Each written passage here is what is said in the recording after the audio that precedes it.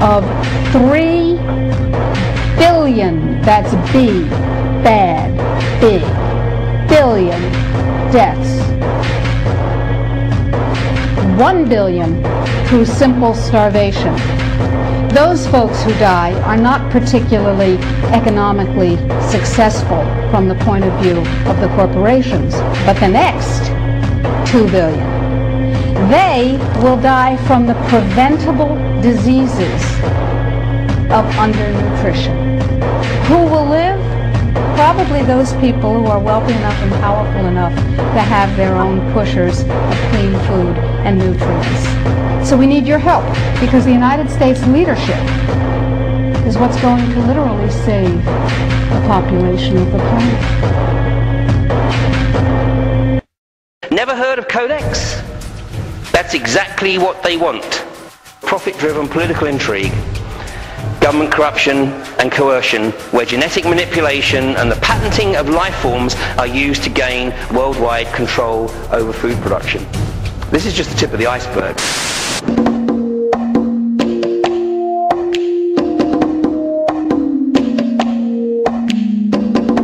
"66% of United States residents' public water is fluoridated.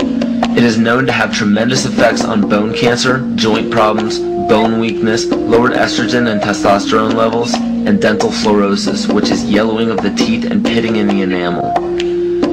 Wouldn't it make more sense to enhance public water with vitamins which are meant to be ingested to promote overall health, rather than putting such a toxic chemical in our water with a bogus explanation that it will improve our dental health? We now know that fluoride causes more dental problems than it solves. Something doesn't seem right about this. Do you honestly believe that these companies care deeply enough for the people to spend large amounts of their own money to fluoridate public water when the people already purchase their own toothpaste? But there's a difference between toothpaste and drinking water. We don't ingest toothpaste. If you go to any hardware store and look at any rat poison product, you will only find one ingredient: sodium fluoride. It is the most toxic ionic molecule outside of potassium dichromate. Now Dannon, along with other companies, have begun fluoridating bottled water. It is becoming increasingly difficult to get away from. And the fact that fluoride is also used in many prescription antidepressants shows that it eliminates aggression and motivation in people. Fluoride, to my knowledge as a physician, has absolutely no biological benefit whatsoever. But one of the significant things is that the Russians carried out all sorts of experiments on the people living in the Gulag. One of them, of course, was to fluoridate the water. Why? You fluoridate the water, why people are not as aggressive as they ordinarily would be. In fact, what is the active ingredient in Prozac that is so widely distributed in America today? Well, it's a fluoride compound. And now, we are finding that public water nationwide is showing up with arsenic, lead, cadmium, and thermonium, which is a radioactive form of lead. Cancer, lowered sex drive, birth defects, sedation, and brain defects. Does this not sound like a wonder drug for anyone aiming to control a population? It's quite astonishing, Paul, the degree to which environmentalists have not been educated about fluoride. You know, people have an unconscious trust in their doctor or their dentist, and if you can persuade doctors and dentists that fluoride is safe and good, then you're able to reach the rest of the nation. People believe their doctors and dentists, and that was a way of promoting fluoride for Bernays. Fluoride was killing their cattle, destroying their crops.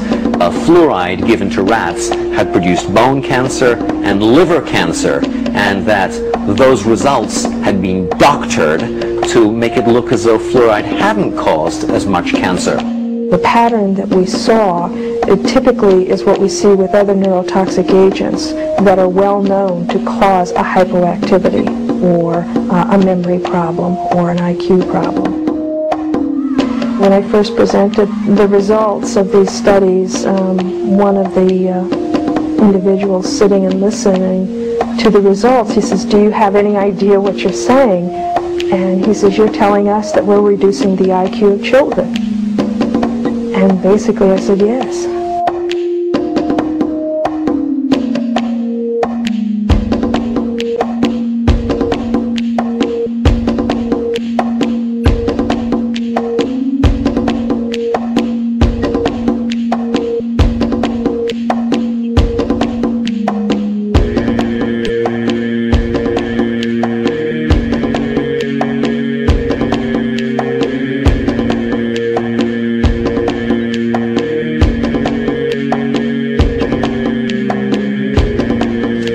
aspartame, the artificial sweetener found in almost every low-sugar or sugar-free product on the market.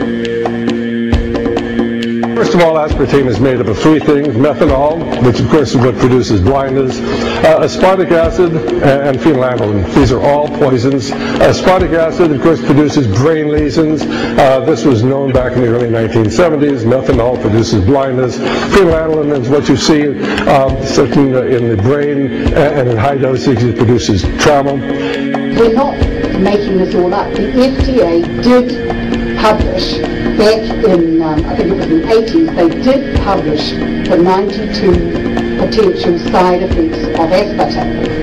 And they do, these side effects are quite, are extremely serious. Things like dizziness, problems with balance, abdominal pain and cramps, changes in vision, seizures and convulsions, etc., etc.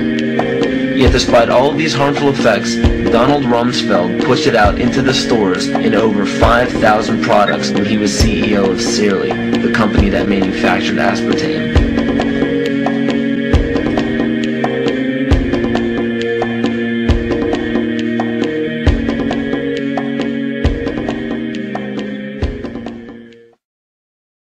The sustainable goal is the elimination of the middle class.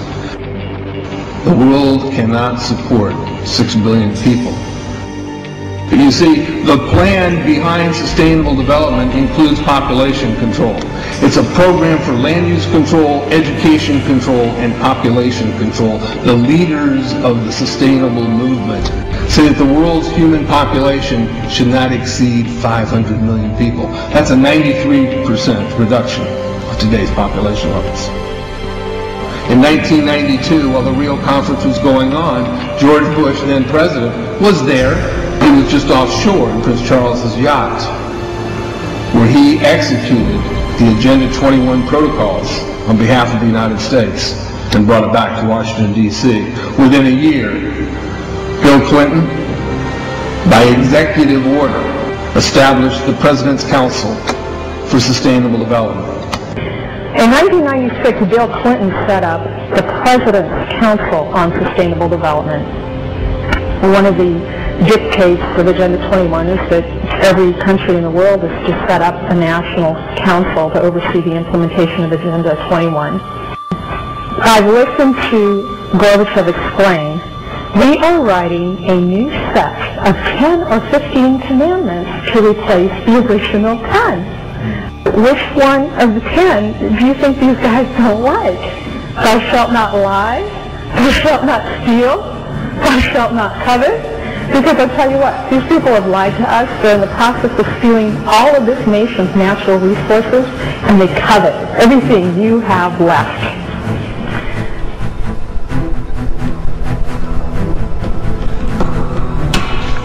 To explain the map, the red are areas that are to be off limits to human beings. If you live there, you won't. The yellow areas are the areas for major control of all human activity. If you live there, you won't.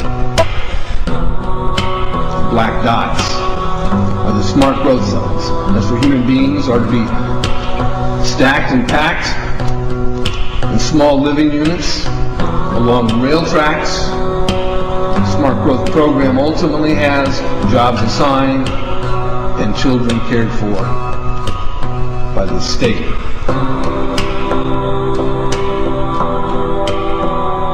And in conjunction with Codex Alimentarius, food will be limited and water consumption will be decreased to 10 gallons per day per person. That is over a 90% reduction in people's average daily water consumption. And along with shortages of food and water, the food we will be provided